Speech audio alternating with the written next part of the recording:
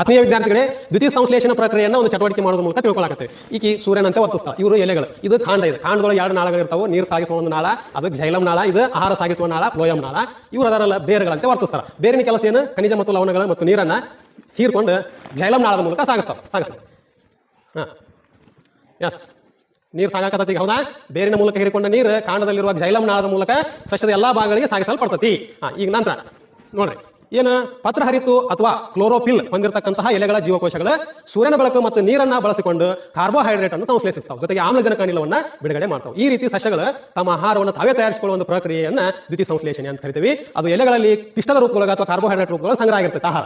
ಆ ಆಹಾರವನ್ನು ಏನ್ ಮಾಡ್ತಾವೆ? ಫ್ಲೋಯಂ ನಾಳದ ಮೂಲಕ ಸಾಗಿಸ್ತಾವೆ. ಎಲೆಗಳು ನಿಮ್ಮ ಕೆಲಸ ಸ್ಟಾರ್ಟ್ ಮಾಡ್ಬೇಕು. ನೀವೀಗ ಆಹಾರ ತಯಾರಾಗೈತಿ, ಈಗ ಅದನ್ನ ಫ್ಲೋಯಂ ನಾಳದ ಮೂಲಕ ಸಸ್ಯದ ಎಲ್ಲಾ ಭಾಗಗಳಿಗೆ ಸಾಗಿಸ್ತಾವು. ಈ ರೀತಿಯಾಗಿ ಸಸ್ಯಗಳಲ್ಲಿ ದ್ವಿತೀಯ ಸಂಶ್ಲೇಷಣೆ ಮತ್ತು ಸಾಗಾಣಿಕಾ ಕಾರ್ಯವನ್ನ ಈ ಚಟುವಟಿಕೆ ಮೂಲಕ ನಾವು ತಿಳ್ಕೊಂಡ್ವಿ.